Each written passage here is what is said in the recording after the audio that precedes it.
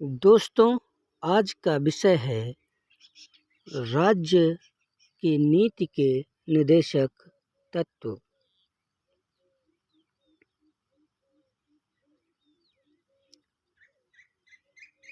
जिनका वर्णन भाग 4 में अनुच्छेद 36 से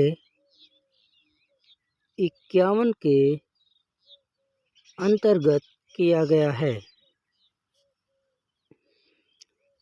तो आज हम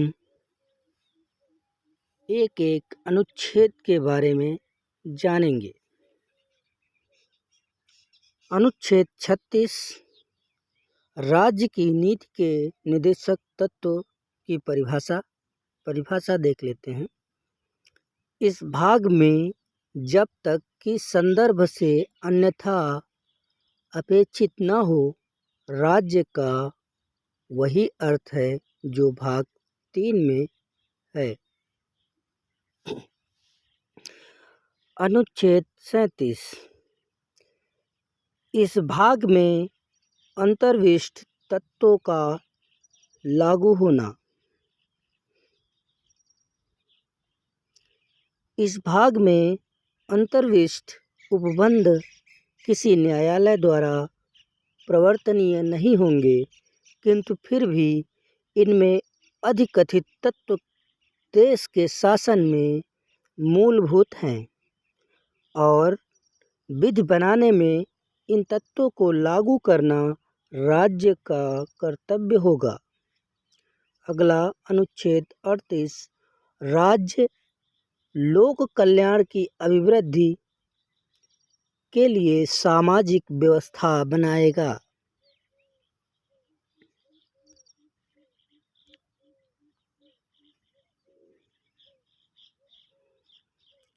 राज्य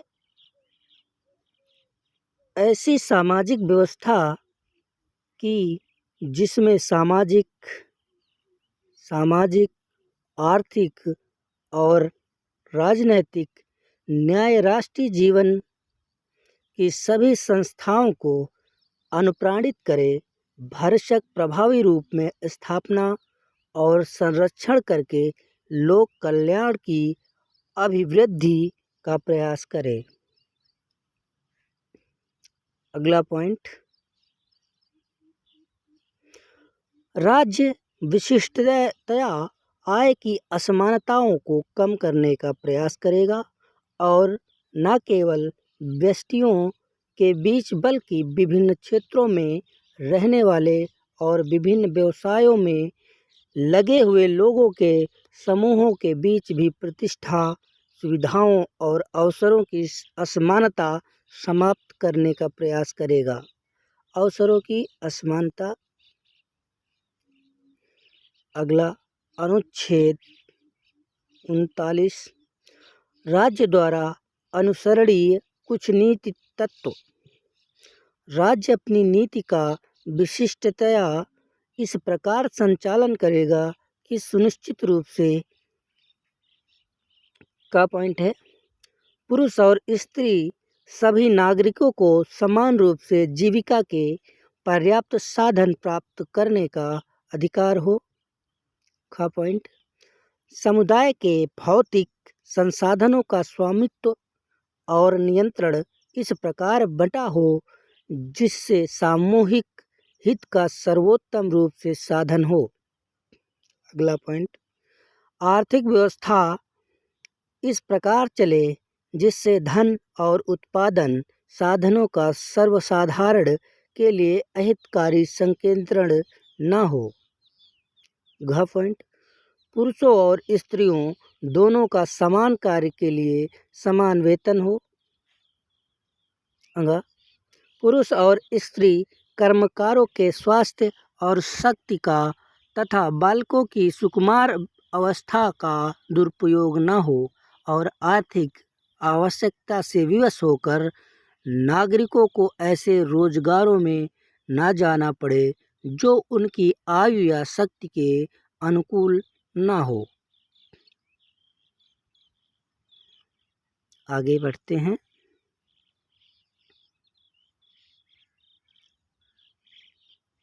4 पॉइंट।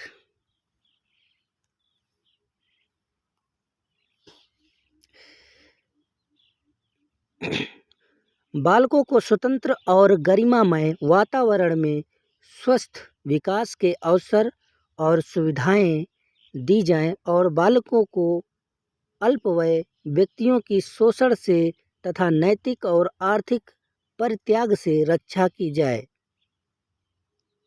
नैतिक आर्थिक परित्याग।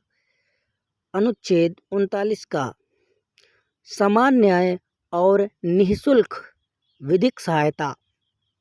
राज्य यह सुनिश्चित करेगा कि विधिक तंत्र इस प्रकार काम करे कि समान अवसर के आधार पर न्याय सुलभ हो और वह विशिष्टतया यह सुनिश्चित करने के लिए कि आर्थिक या किसी अन्य निर्योग्यता के कारण कोई नागरिक न्याय प्राप्त करने के अवसर से वंचित न रह जाए।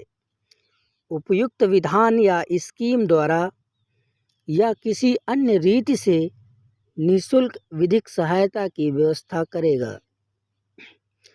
अनुच्छेद 40 ये बहुत इम्पोर्टेंट है। ग्राम पंचायतों का गठन। राज्य ग्राम पंचायतों का गठन करने के लिए कदम उठाएगा और उनको ऐसी शक्तियां और प्राधिकार प्रदान करेगा जो उन्हें स्वायत्त शासन की इकाइयों के रूप में कार्य करने योग्य बनाने के लिए आवश्यक हो। अनुच्छेद 41 कुछ दशाओं में काम, शिक्षा और लोक सहायता पाने का अधिकार। राज्य अपनी आर्थिक सामर्थ्य और विकास की सीमाओं के भीतर काम पाने के, शिक्षा पाने के और बेकारी, बुढ़ापा, बीमारी और नशक्तता तथा अन्य अनर्ह अभाव की दशाओं में लोक सहायता पाने के अधिकार को प्राप्त कराने का प्रभावी उपबंध करेगा। अनुच्छेद 42 काम की न्याय संगत और मानवोचित दशाओं का तथा प्रसूति सहायता का उपबंध। राज्य काम की न्याय संगत और मानवोचित दशाओं को सुनिश्चित करने के लिए और प्रसूति सहायता के लिए उपबंध करेगा। अनुच्छेद 43 कर्मकारों के लिए निर्वाह मजदूरी आदि। राज्य उपयुक्त विधान या आर्थिक संगठन द्वारा या किसी अन्य रीति से कृषि के, उद्योग के या अन्य प्रकार के सभी कर्मकारों को काम, निर्वाह मजदूरी, शिष्ट जीवन स्तर और अवकाश का संपूर्ण उपभोग सुनिश्चित करने वाली काम की दशाएं तथा सामाजिक और उद्योगों को वैयक्तिक या सहकारी आधार पर बढ़ाने का प्रयास करेगा। अनुच्छेद 43 का उद्योगों के प्रबंध में कर्मकारों का भाग लेना। राज्य किसी उद्योग में लगे हुए उपक्रमों, स्थापनों या अन्य संगठनों के प्रबंध में कर्मकारों का भाग लेना सुनिश्चित करने के लिए उपयुक्त विधान द्वारा या किसी अन्य रीति से कदम उठाएगा।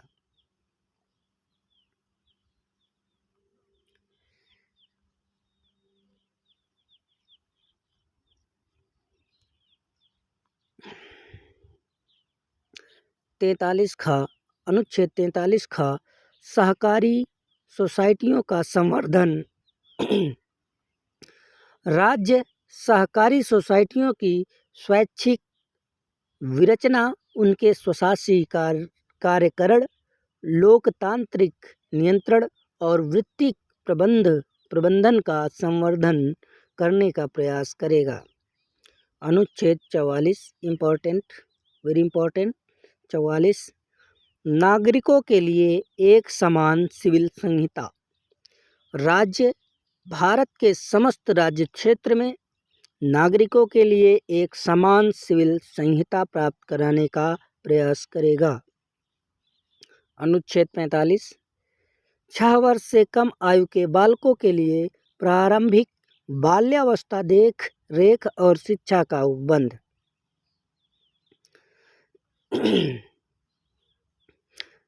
राज्य सभी बालकों के लिए 6 वर्ष की आयु पूरी करने तक प्रारंभिक बाल्यावस्था देखरेख और शिक्षा देने के लिए उपबंध करने का प्रयास करेगा। अनुच्छेद 46 अनुसूचित जातियों, अनुसूचित जनजातियों और अन्य दुर्बल वर्गों के शिक्षा और अर्थ संबंधी हितों की अभिवृद्धि।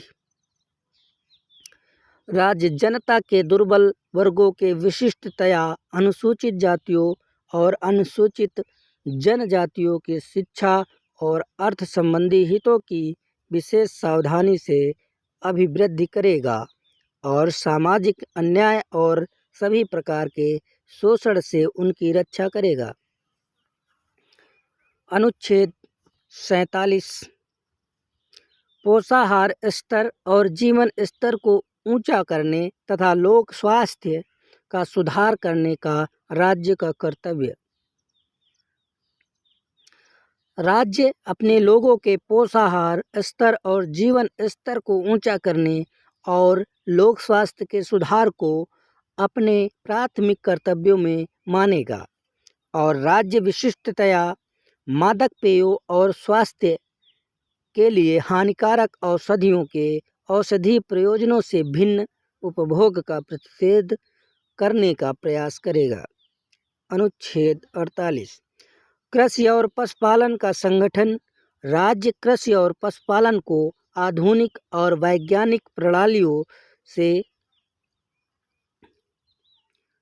संगठित करने का प्रयास करेगा और विशिष्टतया गायों और बछड़ों तथा अन्य दुधारू और वाहक पशुओं की नस्लों के परिरक्षण और सुधार के लिए और उनके वध का प्रतिषेध करने के लिए कदम उठाएगा। अनुच्छेद 48 का पर्यावरण का संरक्षण तथा संवर्धन और वन तथा वन्य जीवों की रक्षा इम्पोर्टेंट है।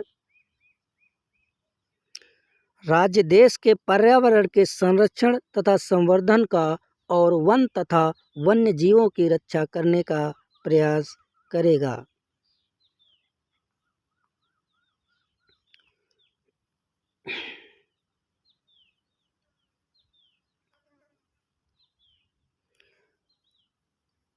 अनुच्छेद 49 राष्ट्रीय महत्व के स्मारकों, स्थानों और वस्तुओं का संरक्षण। संसद द्वारा बनाई गई विधि द्वारा या उसके अधीन राष्ट्रीय महत्व वाले घोषित किए गए कलात्मक या ऐतिहासिक अभिरुचि वाले प्रत्येक स्मारक या स्थान या वस्तु का यथास्थिति लुंठन, विरूपण, विनाश, अपसारण, व्ययन या निर्यात से संरक्षण करना राज्य की बाध्यता होगी। अनुच्छेद 50 कार्यपालिका से न्यायपालिका का पृथक्करण इम्पोर्टेंट। राज्य की लोक सेवाओं में न्यायपालिका को कार्यपालिका से पृथक करने के लिए राज्य कदम उठाएगा। अनुच्छेद 51 अंतर्राष्ट्रीय शांति और सुरक्षा की अभिवृद्धि। पॉइंट का 51 के तहत अंतर्राष्ट्रीय शांति और सुरक्षा की अभिवृद्धि का पॉइंट खा राष्ट्रों के बीच न्याय संगत और सम्मानपूर्ण संसाधनों को बनाए रखने का। अगला पॉइंट का संगठित लोगों के एक दूसरे से व्यवहारों में अंतर्राष्ट्रीय विधि और संधि बाध्यताओं के प्रति आदर बढ़ाने का और अंतर्राष्ट्रीय विवादों के माध्यस्थम द्वारा निपटारे के लिए प्रोत्साहन देने का प्रयास करेगा। तो ये हुए हमारे राज्य के नीति निर्देशक तत्व। तो इससे भी क्वेश्चन बन जाते हैं, अर्थात इसे आप 2-3 बार ज़रूर देख लें।